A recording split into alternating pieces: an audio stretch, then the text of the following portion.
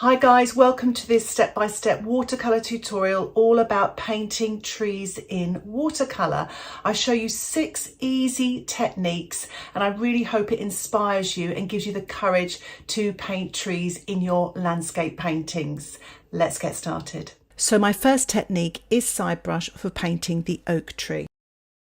So I've drawn out 6 oak trees. I'm going to show you 6 different techniques. So I'm going to work light to dark. So I'm using the dry brush on this rough paper, using the belly of the brush pretty much, working wet on dry with a very light yellow green. I've mixed up a little bit more Prussian blue into that yellow, cadmium yellow, taking the excess paint off there and sort of scrubbing on this sort of semi-dry brush with this light green paint, damp into damp here and there. So working light to dark, painting all the light foliage on first of all. Now I'm exaggerating the darks here, so I've mixed up some Prussian blue with some burnt umber. You can use phthalo blue with burnt sienna. And I'm painting this damp into damp, sort of still scrubbing it on, trying to use the belly of the brush there so the paint doesn't pour out. I will say as a little tip is don't use your best brushes for this dry brush technique because it can actually wear them out. So you might want to use an older brush there as you're scrubbing onto that rough or cold pressed paper. Now I've mixed up some ultramarine and burnt umber here and I'm just going to paint in damp into damp the tree trunk. Now I like to do this damp because you get some soft edges, but I've also sort of painting in, so it's almost like a negative shape, so I'm leaving the positive lighter shape of the foliage that looks like it's in front of the tree trunk and branches as well. So if you look at the photograph, you've got the main sort of trunk going up obviously through the center of the tree there, and then the branches branching out sort of from larger branches to very thin branches, and you can leave gaps in between so it looks like the foliage is in front and those branches are in the center or in the back sort of the tree there. I'm keeping this as simple as possible just to give you an idea of the technique. And just to say, it's important to keep your light source the same. So the light is coming from above the sky and also from the left. So the sun is somewhere in the left in the sky. So you get more light on the left hand side and above. So your darker tonal values will be more on the right hand side and underneath the foliage there. So I've decided to just paint a very simple background, and I'm painting some ultramarine wet on dry and paling this towards the horizon, mixing up sort of a little bit of a blue-green, pale green in the distance here, still wet on dry, and just sort of, it's a really nice way actually of just sort of practicing techniques and putting the tree in a sort of situation here. It's great for the sketchbooks, and just painting the grasses wet on dry with a dry brush effect there, as you can see, to give the grasses touch of sparkle, mixing up some ultramarine here with some burnt umber, painting the shadow of the tree on the right hand side because the light's coming from the left, damp into damp, a little bit of shadow just in the foreground to finish off this first technique. My second technique for painting trees is to use a scourer. And here is a household scourer. You can use a used one, and my tip is to tear it and not to cut it, and that way you get some nice natural looking edges. My next tip is to dip it into clean water and then wring out all the water so you have a damp scourer sponge. Mix up plenty of milky paint and then print onto your dry surface there with the light colour first, and I've used the cadmium yellow with the Prussian blue. Mixing up now sort of my darker tonal value, and I'm using ultramarine with some quinacridone gold. For all the materials I'm using, colours and alternative colours, you can find those in the description below. So on with the dark green, I'm pressing wet into wet this scourer, and I'm trying to keep all the darks underneath the lighter areas and a little bit more to the right hand side of the tree. It's such a fun technique and great if you don't have access to a natural sponge.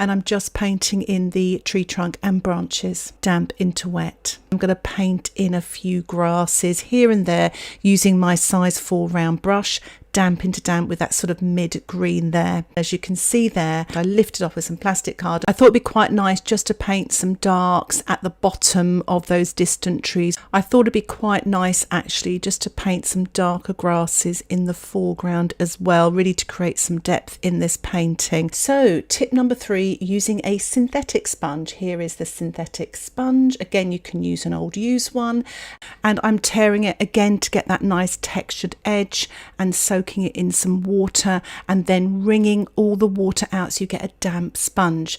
And as you can see, it's got a nice texture on the surface there. So I've mixed up some milky paint. That's the cadmium yellow with a little bit of the Prussian blue. So it's a yellow green. So more yellow, less blue. And I am sponging wet on dry, and I'm just tapping away there using the sort of side of the sponge as well to create some really nice textures. So I'm mixing up a really dark green, again using the Prussian blue with the burnt umber, going in with my sponge there, really fully loading it, as you can see, getting a touch more paint there and just tapping very gently, trying to get underneath the sort of lighter foliage there and just tapping away pretty much with a little bit of the edge of the sponge there. I'm really enjoying this actually. It was a lot more effective than I thought it would be as well. It's creating some lovely textures and I am tapping very gently.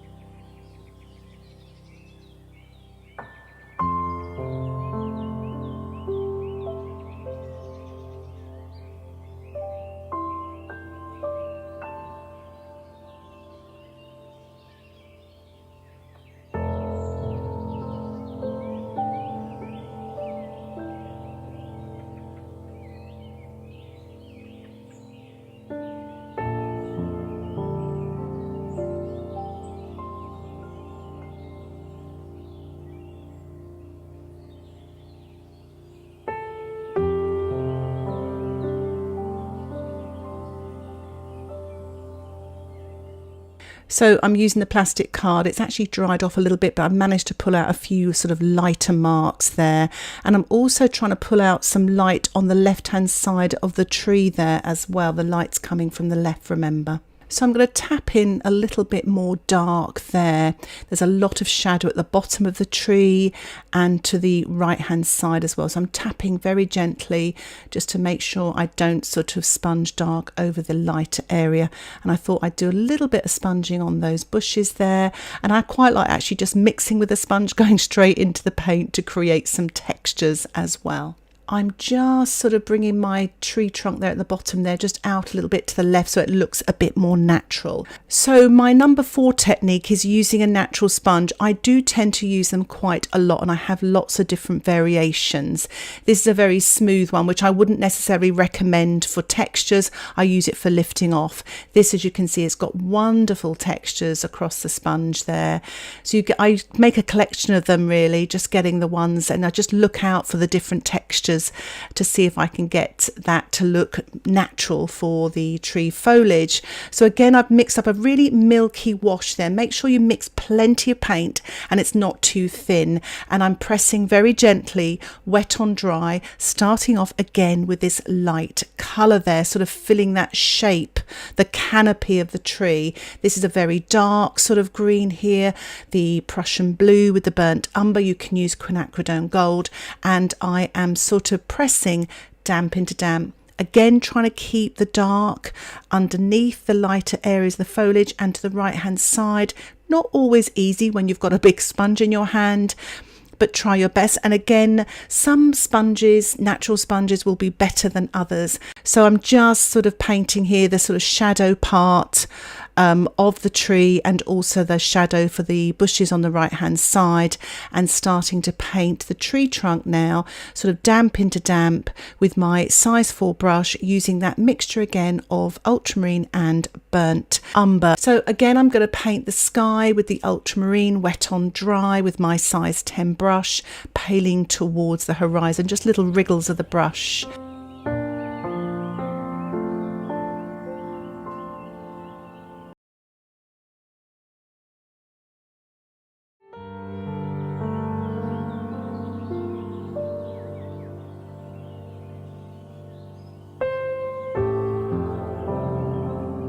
So number 5 technique is using the natural sponge, but this time wet into wet. So I'm going to wet the paper with my flat 1-inch brush there, wetting everything. So sort of put that sort of underpainting on there using the sponging technique. So I'm going to paint the sky first using my size 10 brush with some ultramarine, and just paint it slightly darker at the top. So again, creating depth. The darker tonal values will be at the top because it's the nearest to you, and it gets paler towards the horizon. And just painting some of this light green grasses wet into wet here. And I'm painting the distant trees also wet into wet. So again, mix up a milky wash, a light green wash, that's the cadmium yellow with the Prussian blue, so 70% cadmium yellow and 30% blue, and tap your sponge gently onto the damp paper. So I'm mixing up the darker green now. I've actually used some ultramarine there as well with the quinacridone gold, and I'm going to tap this very gently, not too hard, very gently, so you get the texture, damp into damp onto the damp surface. And again, I'm just painting the sort of bushes to the right here and the shadow of the tree damp into damp, with a little bit of shadow underneath there for those distant trees. Damp into damp again, using some ultramarine just to create some subtle darks in those distant trees, and also some darks at the bottom of the bushes there, damp into damp. And again, I'm just going to paint a dark shadow in the foreground to create depth in the painting, damp into damp with a mid to dark green, and use my plastic card to pull out some of that paint to create some grasses to finish off this first stage. So my last technique is using Speciality brushes, and that's brushes that are designed to create texture, and this is one here that actually creates the look of foliage. It's quite a sort of textured brush, a little bit like a hog hair brush, which you could use as an alternative. And I'm sort of scrubbing it onto that sort of rough watercolor paper, and it's really creating some nice sort of textured effects, the look of foliage there. And I'm sort of changing the direction as well. And again, if you're using these brushes or a hog hair brush, just take the excess off on your paper towel. It really does control it and gives that lovely dry brush effect as well. So as you can see there, I'm really sort of covering all of that sort of lighter area of the tree there with this sort of foliage brush, and I will put a link for the brush in the description below. So I'm mixing up a dark green here. Again, it's that Prussian blue with the burnt umber, and painting underneath the sort of lighter foliage there, damp into damp, really sort of looking at the photograph just to see where those darks are. Not every single dark, but it's just to give that impression. And remember, the dark is on the right hand side because the light's coming from above and the left. And again, using my size 4 brush to paint in the tree trunk, and remember to fan it out at the bottom so it looks like it's growing out of the ground rather than straight down like a telegraph pole. So again, going up into the center of the tree, lining up that trunk, and painting damp into damp, so leaving that sort of gaps there where the light of the foliage is, and painting the trunk behind or in between, but it creates the look of it being behind there.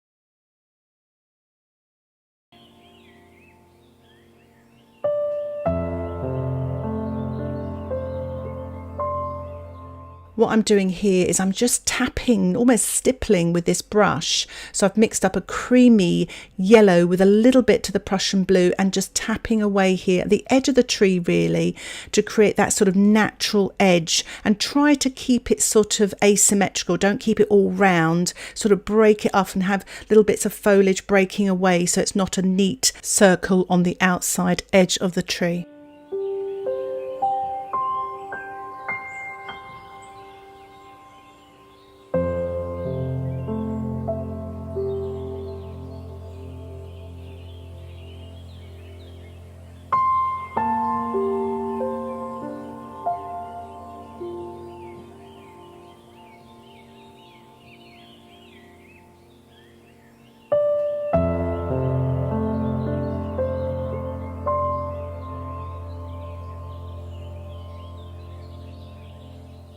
Now I'm going to allow my little paintings to dry, and I'm going to go back to a couple.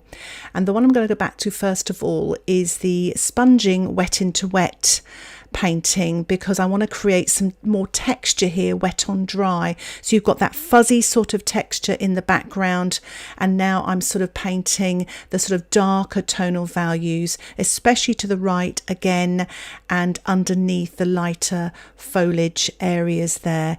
Tapping very, very gently, don't press too hard, and it just sort of brings the painting to life there, because you don't get as much texture when you sponge wet into wet or damp into damp, but when you do so wet on dry, you get a lot more texture there. If you compare the sponging wet on dry without any wet in wet, it's almost too many sparkly sort of white gaps there, and this looks a little bit more natural and softer, but you may prefer the one on the left, and that's the beauty of painting. So I'm painting now the tree trunk here wet on dry with my size 4 brush, and because I quite like what I've done here, I'm just spending a little bit longer than I would normally do, so I'm really sort of finessing the bottom of that tree and the shadow going out to the right hand side there. And I'm painting sort of a mid-green there, sort of a bit of a dry brush effect there with my size 4 brush.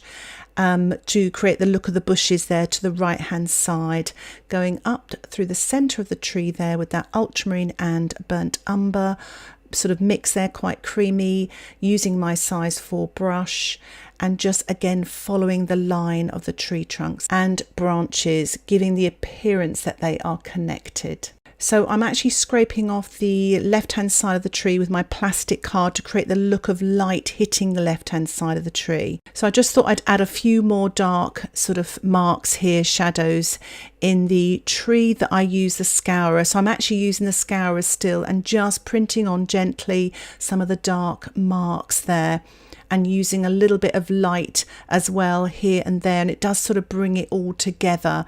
It looks more natural this way. It almost needed that other stage, and just sort of painting a few little branches in here and there as well. Really hope you found that helpful and that it inspires you and gives you the courage to paint trees in your watercolour landscape paintings. Some of the techniques are so much fun, and just experimenting with the different sponges, either household sponges or if you can get your hands on a natural sponge. If you have any questions about this tutorial, please put them in the comments section below. And if you would like to learn more about watercolour, get access to exclusive content, downloadable sketch outlines, and more bonus content, why not think about joining my Patreon membership? Details about the membership can be found in the description below, and don't hesitate to ask me any questions. Thank you so much for watching. Happy painting. Bye for now.